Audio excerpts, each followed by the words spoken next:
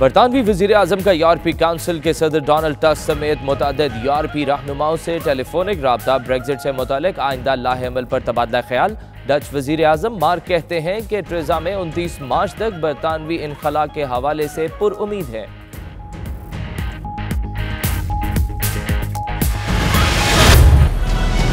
ये बहुत अच्छे लोग थे, हर महल्लेदार इनसे खुश था। इनको 25 से 30 साल इस रोड पे कारोबार करते हुए हो गए।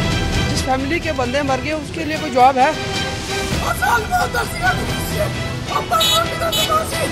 क्या जाती है हमारी पुलिस किस काम की है जो गरीबों को मार दे? क्या महकमा इंसदादे दहशतगर्दी ने बेगुनाहों को दहशतगर्दी का निशाना बना डाला? साहिवाल में जीटी रोड पर कार सवार फैमिली पर दिन दिहाड़े फायरिंग। 2 मर्द, 1 खातून और 13 साला बच्ची जाँ बहक। गाड़ी में दीगर बच्चे भी सवार थे। गोली लगने से 1 जख्मी, 2 महफूज रहे। गाड़ी के अंदर से फायरिंग की गई, न मज़ाहमत हुई। ऐनी शाहिदीन के बाद डिप्टी कमिश्नर की भी तस्दीक।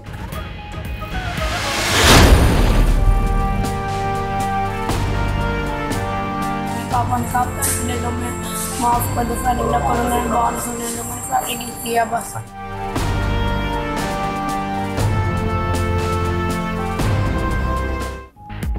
गाड़ी में पापा, मामा, बहनें और पापा के दोस्त थे। फायरिंग के वाक़े में बच जाने वाले उमैर खलील का कहना है वो रिश्तेदारों के यहाँ शादी में बूरेवाला जा रहे थे। पापा ने पुलिस की मिन्नतें की कि पैसे ले ले, गोली ना मारे, लेकिन पुलिस ने फायरिंग कर दी।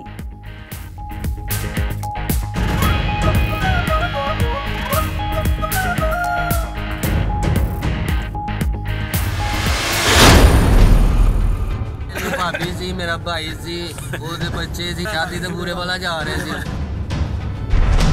ਨਾਲੇ ਭਾਈ ਨੂੰ ਵੀ ਭੈਣਾਂ ਨੂੰ ਮਾਰਦਾ, ਬਾਬਾ ਨੂੰ ਮਾਰਦਾ। ਗਰੀਬਾ ਉਹ ਨਹੀਂ ਲੱਭ ਰਹੀ ਨਾ, ਮੇਰਾ ਭਾਈ ਮੁਹੰਮਦ ਖਲੀਲ ਲੱਭ ਰਿਹਾ। ਪੁਲਿਸ ਵਾਲੇ ਤਾਂ ਦੱਸਦੇ ਨਹੀਂ ਪਿਆ ਕੁਝ ਕਿੱਥੇ ਨੇ ਉਹ।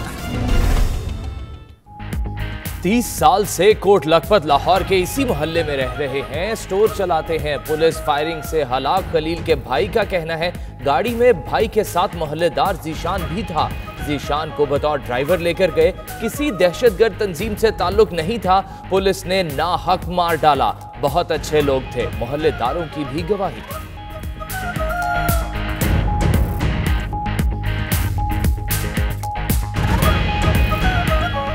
इन्होंने गरीबों का सवाल वे, छोटे छोटे निके निके बच्चे बेगुनाह, ना कि जो बस के अंदर तस्वीर आई ना, उन्हें पिछों लगी जाती गड्डी टारगेट कर दिता। नहीं वेख्या अंदर कौन, इन्होंने बाद पता लगा भी ये कौन है। तो उनके साथ आज हुआ है, अगर किसी गरीब के साथ हुआ तो सारी उम्र लोग मर जाएंगे। क्या ज्यादती है हमारी पुलिस किस काम की है जो गरीबों को मार दे? क्यों मारे किसी गरीब को? कोई इंसानियत नहीं रहेगी किसी के लिए। खुदा का खौफ करे, आज उनके साथ ये होगा, कल किसी सबके साथ होगा। फायरिंग के वाक़े के बाद सीपीडी के बयानात में तज़ाद। पहले कहा कि गाड़ी में अगवाकार सवार थे, बच्चों को अगवा करके ले जा रहे थे। फिर दावा किया कि खतरनाक दहशतगर्द थे जो गिलानी के बेटे और अमरीकी शहरी के अगवा में मुलव्वस थे। बदलते हुए बयानात ने पूरा वाक़या मशकूक कर दिया।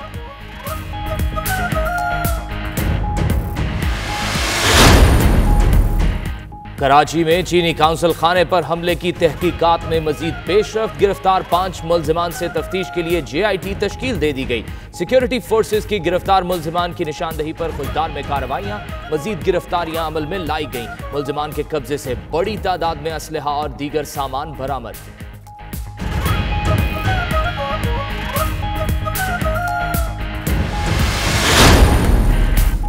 तालिबान से अमन मुज़ाकरात का अगला दौर पाकिस्तान में कराने का फैसला। ज़राए के मुताबिक अमरीका तालिबान से सालसी में पाकिस्तान की मदद चाहता है। पाकिस्तान मुज़ाकरात की मेज़बानी करेगा। अमरीकी एलची ज़ल्मे खलीलजाद का पाकिस्तान की कोशिशों का एतराफ़। कहते हैं अमरीका तालिबान से मुज़ाकरात में किरदार पर पाकिस्तान का ममनून है।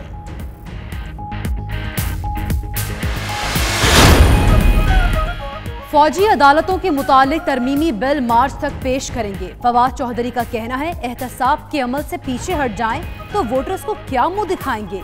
पीपल्स पार्टी और नून लीग से झगड़ा तब शुरू होता है जब वो अपने सरबराहों के लिए रिलीफ मांगती हैं।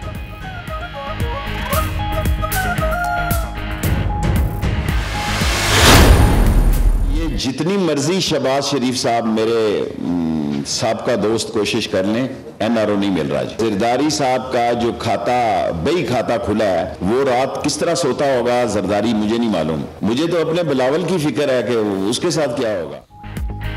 शहबाज शरीफ जितनी मर्जी कोशिश कर लें, NRO नहीं मिलेगा। शेख रशीद कहते हैं मुल्क के बुरे हालात के जिम्मेदार शरीफ खानदान और जरदारी हैं। आसिफ जरदारी ने बेनजीर भुट्टो की वसीयत को अपने मकासद के लिए इस्तेमाल किया। पब्लिक अकाउंट्स कमेटी में आ रहा हूं, रोक सको तो रोक लो, वजीर रेलवे का ऐलान।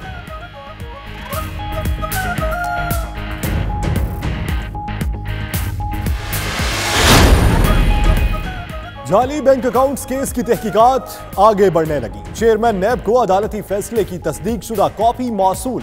जावेद इकबाल ने पीर को नैब का इजलास बुला लिया। GI की रिपोर्ट का जायजा लिया जाएगा। केस से मुतल्लिक अहम फैसले मुतवक्के।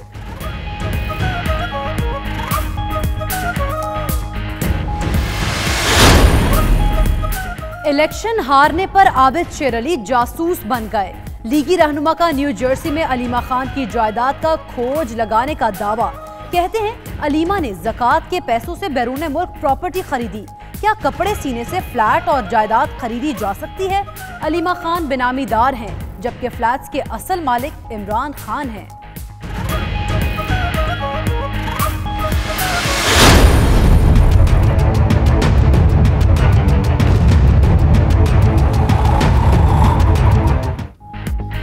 उस्मान बुज़दार की कोशिशें बेकार। मुस्लिम लीग काफ के तहफ़्फ़ुज़ात बरकरार। वज़ीर आला पंजाब और चौधरी परवेज इलाही की गुज़श्ता सब मुलाकात की अंदरूनी कहानी सामने आ गई। उस्मान बुज़दार का मामला वज़ीर आज़म के पास लेकर जाने का फैसला। इत्तेहाद के लिए तयशुदा मामलात पर ताहाल अमल नहीं हुआ। मरकज और पंजाब में दो वजारतें तय पाई मगर अमल नहीं हुआ। परवेज इलाही का शिकवा।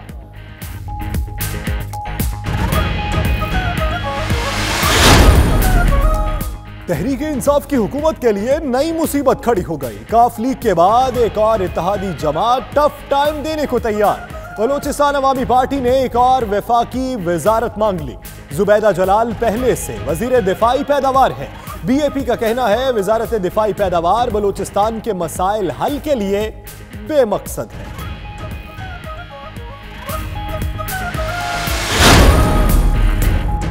मैक्सिको में तेल पाइपलाइन में धमाके के बाद आग लग गई। अमवात की तादाद 66 हो गई, दर्जनों जख्मी। हुकाम के मुताबिक धमाका तेल चोरी की कोशिश के दौरान हुआ। सैकड़ों अफराद लीक पाइपलाइन से तेल इकट्ठा कर रहे थे।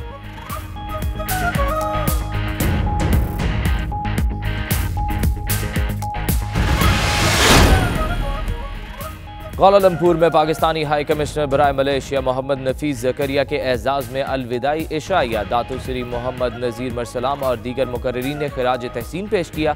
तकरीब में सफारत खाना पाकिस्तान के आला हुकाम और पाक मलेशिया बिजनेस काउंसिल के ओहदेदार शरीक हुए।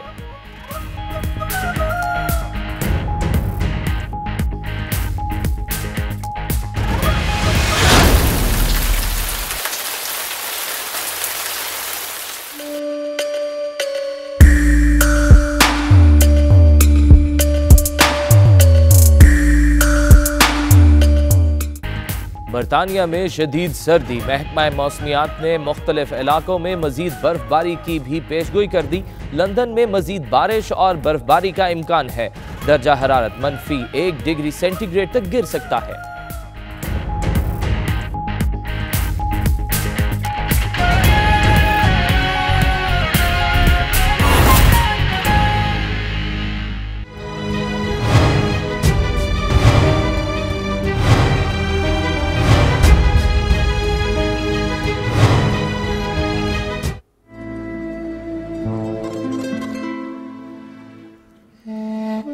नाजरीन, ये है उन बेगुनाह और मासूम लोगों की गाड़ी जिन पर CTD की इस गाड़ी से फायरिंग की गई। ये वाकया पेश आया साहिवाल टोल प्लाजे के करीब। ये गाड़ी बूरेवाला एक शादी पे जा रही थी, जबकि CTD में मौजूद अहलकारों का यह कहना था कि ये दहशतगर्द लोग हैं। अब मामला जब सामने आया तो एक सवाल जन्म लेने लगा है कि क्या महकमा इंसदादे दहशतगर्दी ने बेगुनाहों को दहशतगर्दी का निशाना बना डाला? साहिवाल में जीटी रोड पर कार सवार फैमिली पर दिन दिहाड़े फायरिंग की गई। इस गाड़ी में मौजूद 2 मर्द, 1 खातून और 13 साला बच्ची जाँ बहक हो गए, जबकि गाड़ी में दीगर बच्चे भी सवार थे। गोली लगने से 1 बच्चा जख्मी हुआ जबकि 2 महफूज रहे। गाड़ी के अंदर से फायरिंग की गई, न मज़ाहमत हुई। ऐनी शाहिदीन के बाद डिप्टी कमिश्नर ने भी इस बात की तस्दीक कर दी है।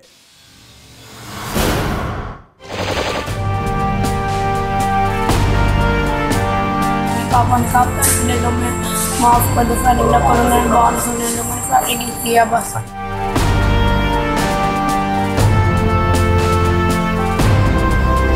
साहिवाल में सीटीडी की कार्रवाई, 4 मुबैना दहशतगर्द हला करने का दावा। मुबैना मुकाबला साहिवाल टोल प्लाजे के करीब दिन 12 बजे पेश आया। हलाक होने वालों में खलील, जीशान जावेद, नबीला और अरीबा भी शामिल हैं।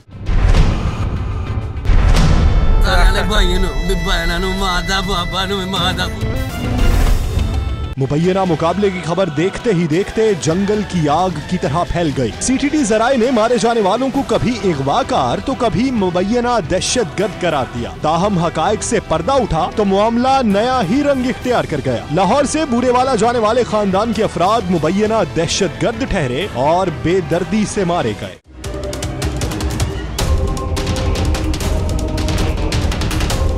वाकये में जख्मी होने वाला खलील का बेटा अपने खानदान के साथ पेश आने वाले वाकये की दास्तान सुनाते हुए कहता है, पापा ने कहा कि पैसे ले लो ना मारो, मगर उन्होंने मार डाला और हमें साथ ले गए। आपकी मम्मा का क्या नाम है? नबीला। नबीला। और कौन था? पापा का दोस्त। क्या नाम उसका? मौलवी कहते हैं। आपकी बहन कौन थी, बड़ी थी? रीबा। और आप जब इधर पहुंचे हो तो क्या हुआ? और क्या आया था, डाला उन लोगों ने फ्रैंक की। पापा ने कहा पैसे ले लो, मैं माफ़ कर दो, फायरिंग ना करो, मैंने बाहर सुने लो, मैंने फायरिंग नहीं किया बस।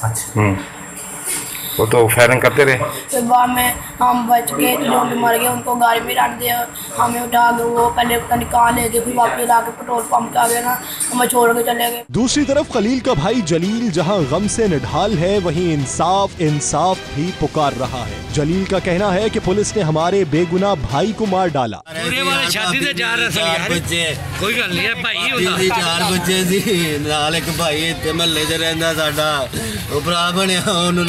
ਗੱਡੀ ਤੇ ਸਾਨੂੰ ਲੈ ਜਾ ਯਾਰ। ਤੁਹਾਡੇ ਭਰਾ ਜਿਹੜੇ ਫੌਤ ਹੋਏ ਨੇ ਉਹਨਾਂ ਦਾ ਕੀ ਨਾਂ ਹੈਗਾ?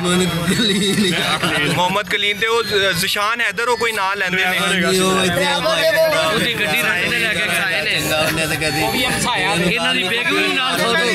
उधर ऐनी शाहिद का कहना है कि गाड़ी लाहौर की तरफ से आ रही थी, पुलिस ने रोका और फायरिंग कर दी, जबकि गाड़ी से कोई फायरिंग नहीं हुई। गाड़ी इधर से आ रही थी, पुलिस वाले जो थे उनकी गाड़ी थी आगे, तो उन्होंने उधर से फायर खोल दिया उन पे।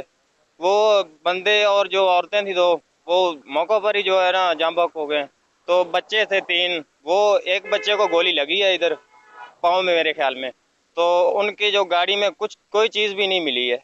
तो अभी पुलिस वाले कह रहे हैं कि उनके पास से असला निकला है और बुलेट प्रूफ जैकेट हैं, कुछ भी नहीं, उनके पास सिर्फ कपड़े थे। ऐनी शाहिदीन का ये भी कहना है कि मारी जाने वाली खवातीन की उम्रें 40 और 13 बरस लग रही थीं, जबकि पुलिस जाते हुए गाड़ी से मिलने वाले कपड़ों के बैग भी साथ ले गई, जबकि कार सवार बच्चों को करीबी पेट्रोल पंप पर छोड़ दिया गया, जहां बच्चों ने बताया कि उनके वालिदैन को मार दिया गया है।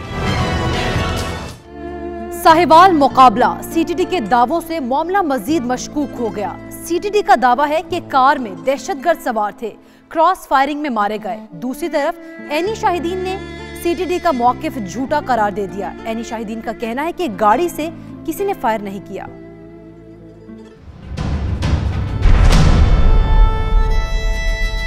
साहिवाल मुकाबला, सीटीडी के दावों से मामला मजीद मशकूक हो गया। कार में दहशतगर्द सवार थे, क्रॉस फायरिंग में मारे गए। सीटीडी का दावा, दहशतगर्दों को नाके पर रोका, ना रुकने पर फायरिंग की। सीटीडी का एक और मौक़िफ़, कार की विंड स्क्रीन पर गोलियों के निशान हकीकत बयान कर रहे हैं। निशानात से वाज़े है गोलियां सामने से मारी गई। सीटीडी वाले कार की नंबर प्लेट क्यों उतार कर ले गए? क्या फायरिंग का निशाना बनने वाली 13 साला अरीबा दहशतगर्द थी? सारे वाकये से साहिवाल की मकामी पुलिस लाइल्म क्यों रही? आ रही थी लाहौर की तरफों मगरों एलीट वाली गाड़ी आई है, उन्हें फायरिंग की है। एनी शाहिदीन ने सीटीडी का मौक़िफ़ झूठा करार दे दिया। गाड़ी से किसी ने फायरिंग नहीं की। एनी शाहिदीन फायरिंग करके 2 औरतें 2 बंदे उन्हें मार दिए, 3 बच्चे निकाल लाए। सीटीडी वालों को गाड़ी से कुछ नहीं मिला। एनी शाहिदीन अटैक करने वाली सीटीडी टीम में शामिल एहलकार ना तजुर्बाकार दिखाई दे रहे हैं।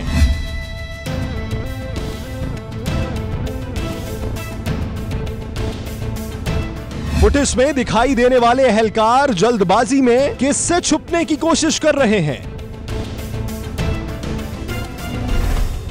तो नाजरीन, साहिवाल का इलाका दहशतगर्दों से पाक हुआ या नहीं? अलबत्ता लाहौर के एक ही घर के 3 मकीनों समेत 4 अफराद के खून के छींटों से दागदार जरूर हो गया। एक ही गली के 2 घरों में 4 लाशों के आने की इत्तला पहुंची तो मकीन खौफ और सोग की तस्वीर बन गए। ज़ैनब शहबाज रिपोर्ट करेंगे।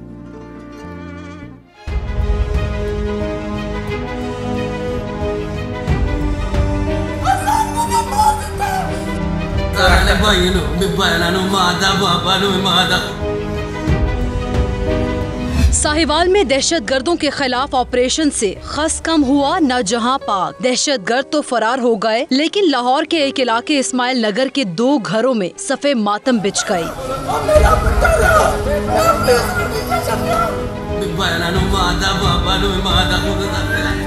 खलील, उसकी अहलिया और बेटी और करीबी घर में जिशान की मौत का इल्म हुआ तो इलाके में रोना चीखना शुरू हो गया।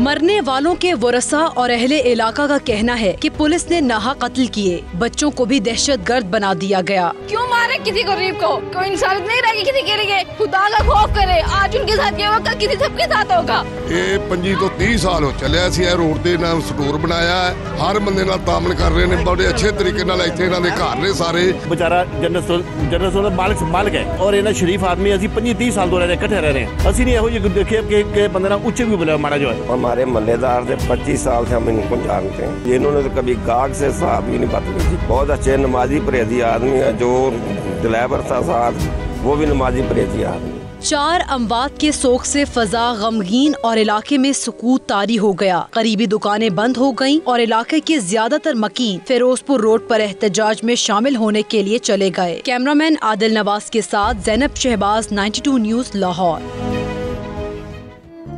बूरेवाला के नवाही गांव 293 ईबी में वाक़ शादी वाला घर मातम कदा बन गया।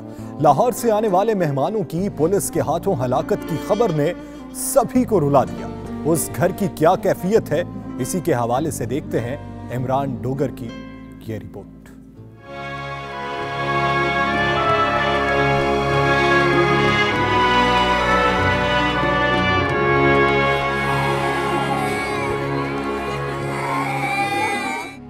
ये है बूरेवाला का नवाही गांव 293 ईबी और ये है शादी वाला घर, जहां खुशियों के शादियाने थे और दूर दराज से आने वाले मेहमानों का भी इंतजार था। मगर मेहमान मुबैना दहशतगर्द ठहरे और पुलिस की बेरहम गोलियों का निशाना बन गए।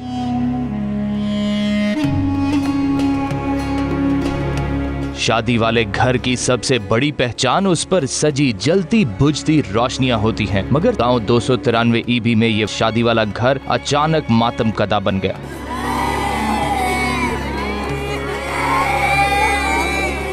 गोया के खुशियों का निशान जगमगाती रोशनियां गम की अलमनाक दास्तान सुनाने लगी।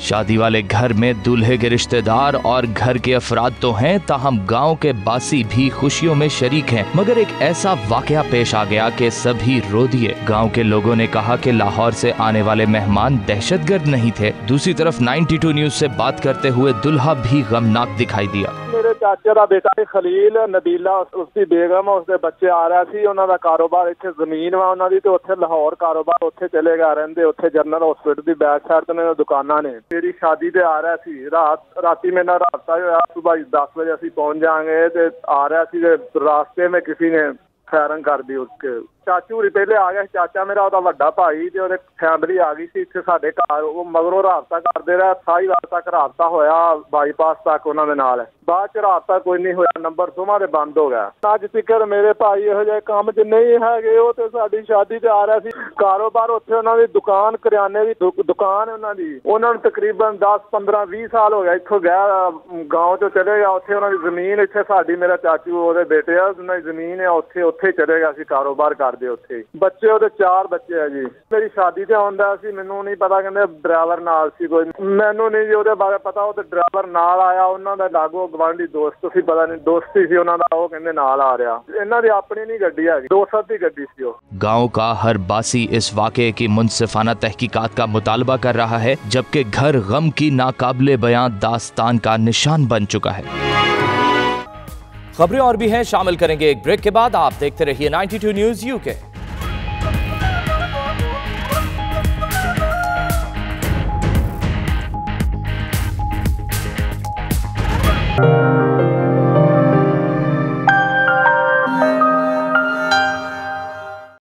बरतानवी वज़ीर आज़म थेरेसा मे की यूरोपीय काउंसिल के सदर डोनाल्ड टस्क समेत मुतअद्दिद यूरोपीय रहनुमाओं से टेलीफोनिक रब्ते, ब्रेक्जिट से मुतल्लिक आइंदा लाहे अमल पर बातचीत की गई। डच वज़ीर आज़म मार्क कहते हैं कि थेरेसा मे 29 मार्च तक बरतानवी इनखला के हवाले से पुरुमीद है। तफसीलात देखिए इस रिपोर्ट। बरतानी वज़ीर आज़म का यूरोपीय काउंसिल के सदर डोनाल्ड टस्क समेत मुतअद्दिद यूरोपीय रहनुमाओं से टेलीफोनिक रब्ता। टस्क के मुताबिक मे ने ब्रेक्जिट के बारे में लंदन के आइंदा लाहे अमल के हवाले से गुफ्तगू की। थेरेसा मे ने यूरोपीय कमीशन के सदर यां-क्लॉड युंकर और डच वज़ीर आज़म मार्क रूटे से भी रब्ता किया। डच वज़ीर आज़म के मुताबिक मे को उम्मीद है कि बरतानिया 29 मार्च को अमलन यूरोपीय यूनियन से निकल जाएगा। इन यूरोपीय रहनुमाओं ने अब तक किसी नई ब्रेक्जिट डील का कोई इशारा नहीं दिया। बरतानवी अखबार के मुताबिक मे की दीगर रहनुमाओं के साथ गुफ्तगू में जर्मन चांसलर एंजेला मर्केल, फ्रांसीसी सदर इमानुएल मैक्रोन और आयरिश वज़ीर आज़म लियो वैरोडकर के सामने रखे जाने वाली शराइत दोहराई गयी। दूसरी जानिब ब्रेक्जिट की गैर यकीनी सूरत हाल के बायस गाड़ियों की इंश्योरेंस कीमतों में भी इजाफा हो गया। गाड़ियों की इंश्योरेंस की कीमत 2.7% इजाफे के साथ। ब्रेक्जिट डील के खिलाफ वोटिंग के बावजूद बरतानवी शहरियों को उम्मीद है मामले का कोई ना कोई बेहतर हल जरूर निकलेगा। ये हल क्या होगा शहरी भी नहीं जानते। बरतानवी शहरी क्या सोच रहे हैं, आइए देखते हैं इस रिपोर्ट में। किसी के हाथ में यूरोपीय यूनियन का परचम तो कोई यूनियन जैक को थामे खड़ा है। वेस्टमिनिस्टर महल के बाहर सरापा एहतजाज ये बरतानवी शहरी हुकूमत से ब्रेक्जिट मामले को जल्द से जल्द हल करने का मुतालबा कर रहे हैं।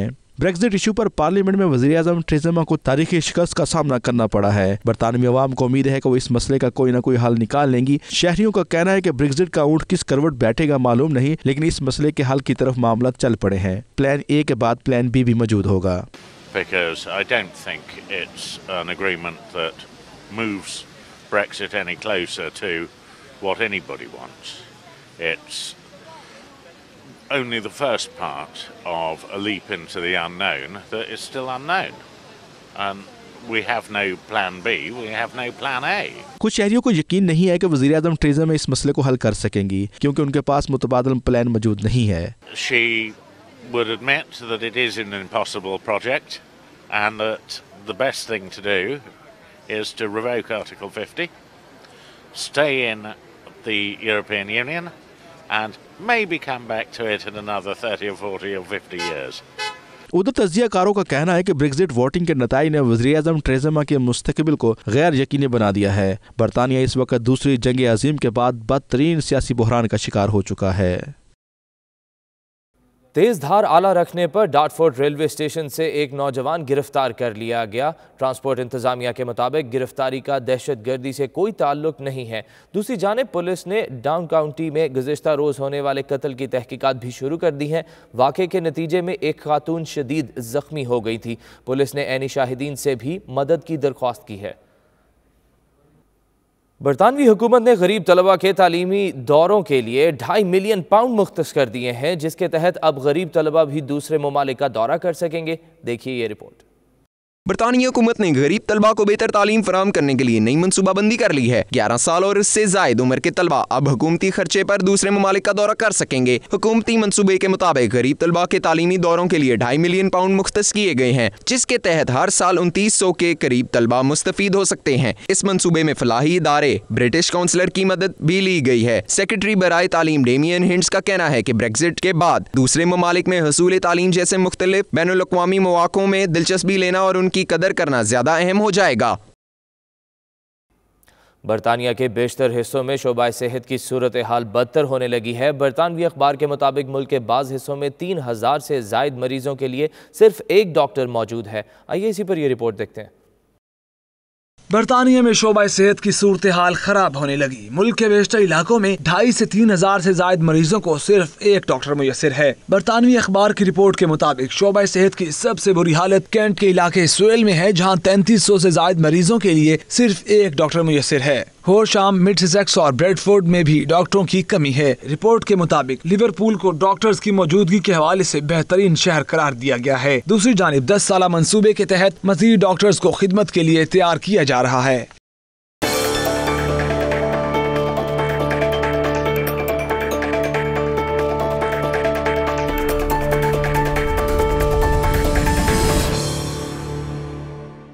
यूनान में पाकिस्तान के कायम मकाम सफीर यावर अब्बास का जजीरा कुरैती का दौरा, कैंपों और जेलों में पाकिस्तानी शहरियों के मसाइल सुने और उन्हें जल्द हल करने की यकीन दहानी करवाई।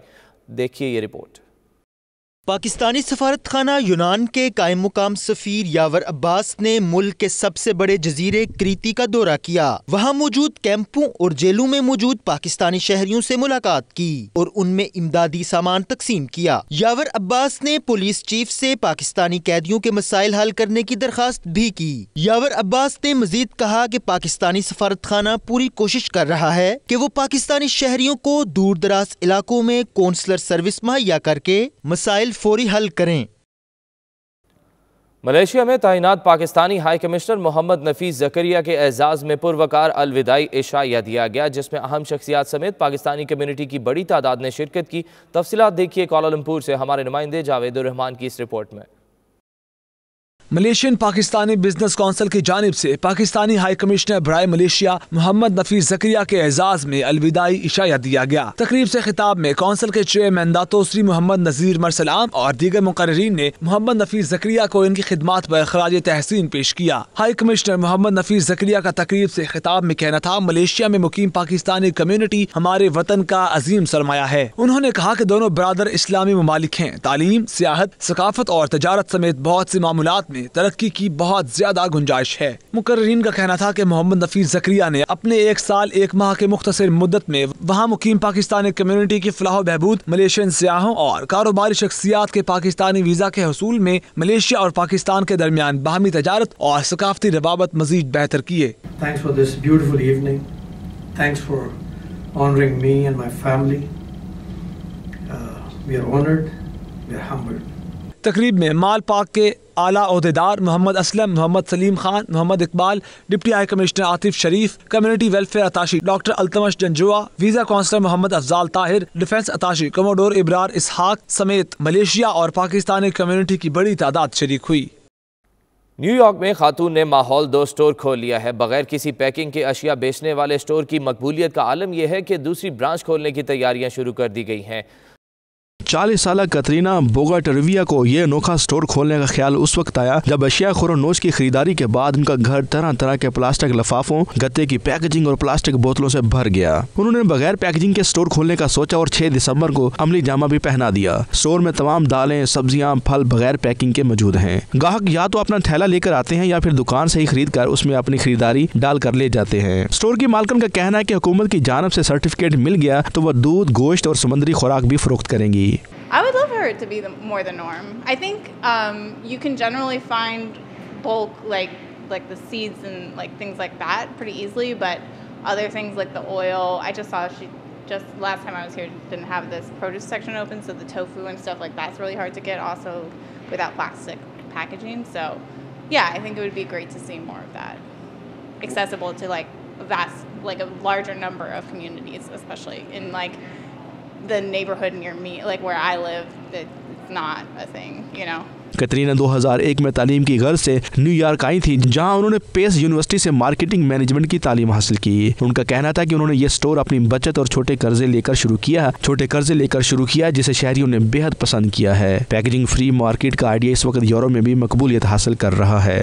Well, I love it, and I like buying things package free, so that's really big for me. I'm not zero waste, I don't like to say that, but I just try to be as low waste as possible. Well, some items are a little bit more expensive than maybe in supermarkets because they also are of a higher quality, like produce. I try to bring in farmers market quality, so that's that.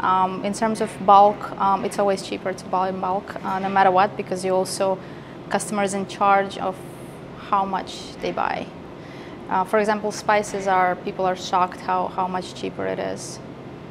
Sometimes they pay more for a jar if they didn't bring their own than for the spice itself. ये कारोबार इतना चमक उठा है कि कतरीना ने Manhattan के इलाके में दूसरी ब्रांच खोलने की तैयारियां भी शुरू कर दी हैं। उनके देखा देखी दूसरी कंपनियों ने भी इस आइडिया पर काम करना शुरू कर दिया है। खबरें और भी हैं, शामिल करेंगे एक ब्रेक के बाद। आप देखते रहिए 92 न्यूज़ यूके।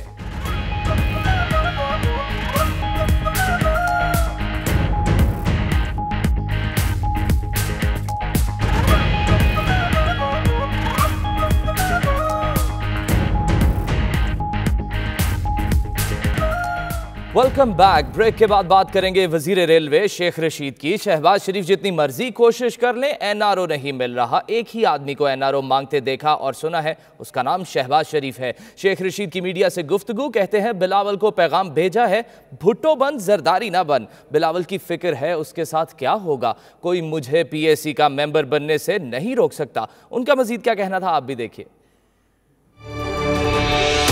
एनआरओ जो है, मैंने किसी को मांगते देखा नहीं, सुना नहीं, एक ही आदमी को देखा और सुना है, उसका नाम है शहबाज शरीफ। ये जितनी मर्जी शहबाज शरीफ साहब मेरे साहब दोस्त कोशिश कर लें, एनआरओ नहीं मिल रहा जी। बिलावल की मां की वसीयत को भी इस्तेमाल किया और बिलावल की मां का सारा सियासी फायदा जरदारी ने उठाया। कानून और आइन के तहत कोई शख्स पब्लिक अकाउंट कमेटी का मेंबर बनने से नहीं रोक सकता। आ रहा हूं मैं पब्लिक अकाउंट, अगर रोक सकते हो तो रोक लो, मैं आ रहा हूं। मिनी बजट से कोई आम आदमी को नुकसान नहीं होगा इंशाअल्लाह ताला।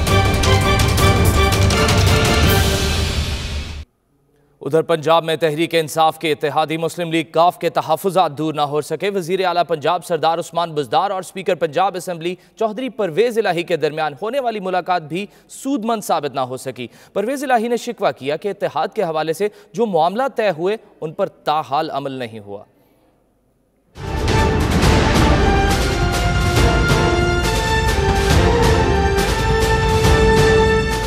पंजाब में तहरीक इंसाफ की इत्तेहादी मुस्लिम लीग काफ के तहफ़्फ़ुज़ात दूर ना हो सके। वज़ीर आला पंजाब सरदार उस्मान बुज़दार और स्पीकर पंजाब असम्बली चौधरी परवेज़ इलाही के दरमियान होने वाली मुलाकात भी सूदमंद साबित न हो सकी।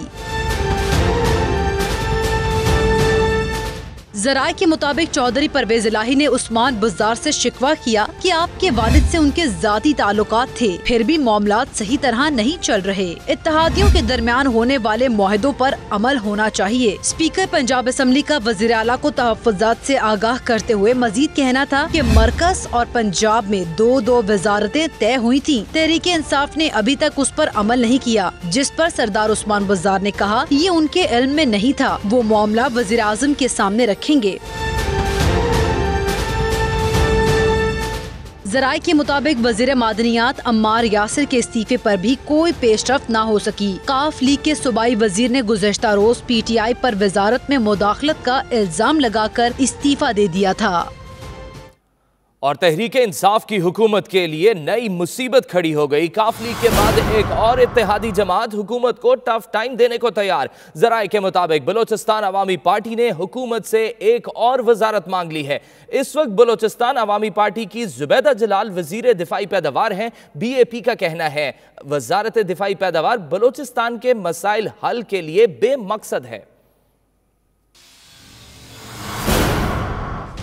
नैब ने ख्वाजा साद रफीक के बेनामी अकाउंट्स की तफसीलात इकट्ठा करना शुरू कर दी है। नैब जराए के मुताबिक ख्वाजा साद रफीक ने खालिद हुसैन के अकाउंट के जरिए अरबों रुपए मुंतकिल किए। खालिद हुसैन के अकाउंट में पैरागॉन से 6 अरब 20 करोड़ की रकम मुंतकिल हुई। मजीद तफसीलात जानते हैं डिप्टी ब्यूरो चीफ लाहौर मियां शाहिद नदीम से। मियां शाहिद नदीम, अब तक जो रिपोर्ट मुरतब की गई या जो डेटा हासिल किया गया उसके जरिए क्या इंकशाफात सामने आए?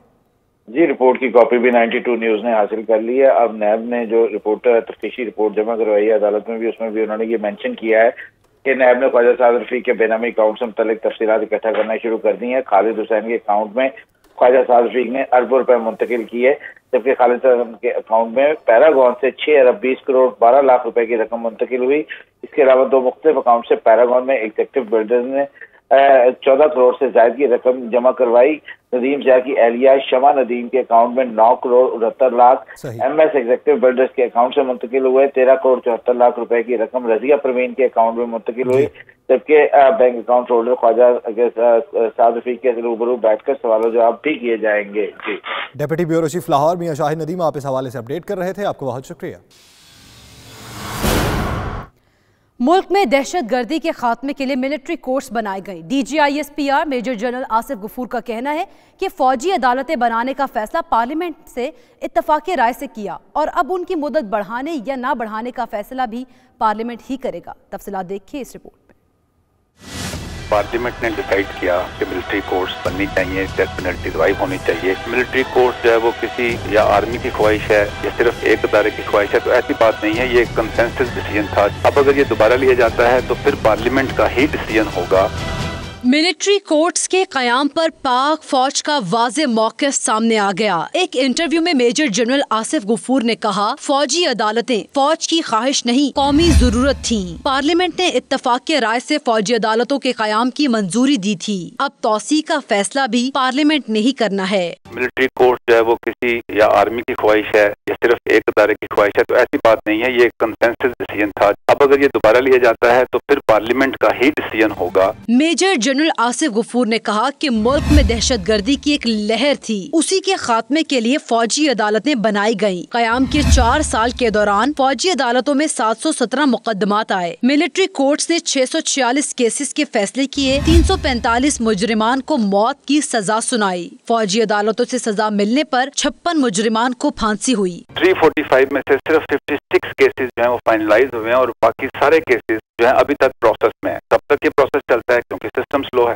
तो हमें जो अपना क्रिमिनल जुडिशियल सिस्टम है इसमें रिफॉर्म की बहुत जरूरत है। DGISPR का कहना है कि फौजी अदालतों में भी मुल्जिमान को सफाई का मौका मिलता है। अदालतें फौज के लिए एक इजाफी जिम्मेदारी है। पार्लियामेंट चाहे तो उन्हें ये जिम्मेदारी दे दे और अगर ना चाहे तो ना दे।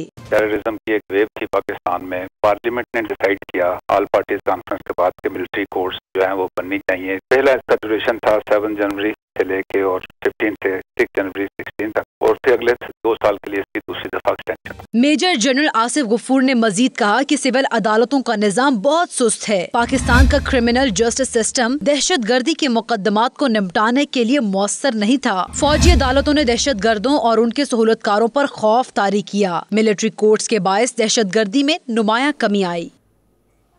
मुल्तान मेट्रो प्रोजेक्ट में मुबैना करप्शन केस में पेशरफ्त। मुल्तान मेट्रो करप्शन केस में इन्वेस्टिगेशन मुकम्मल कर ली गई। जराये के मुताबिक केस में 3 रेफरेंस दायर किए जाएंगे।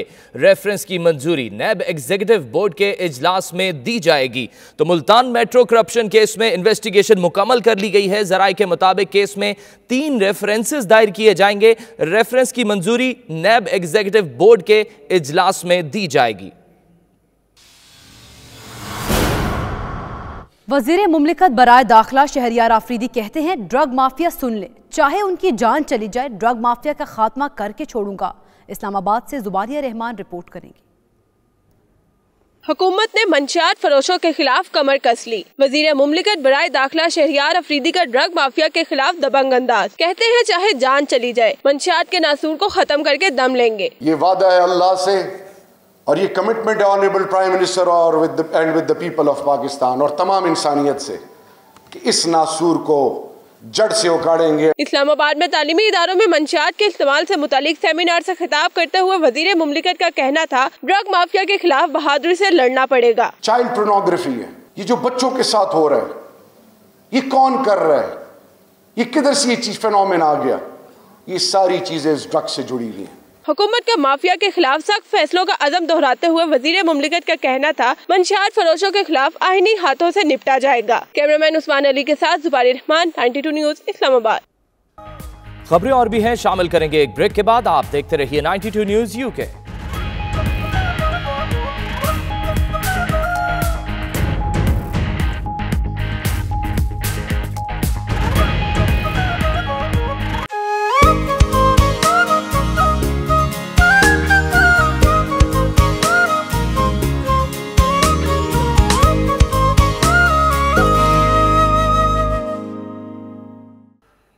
बरतानिया में सर्दी की शदीद लहर जारी है। कई मकामात पर बर्फबारी से निज़ाम ज़िंदगी मुंजमद हो गया है। महकमा मौसमियात ने आइंदा हफ्ते से बरतानिया में बर्फबारी की पेशगोई कर दी है। इसी पर देखिए रिपोर्ट।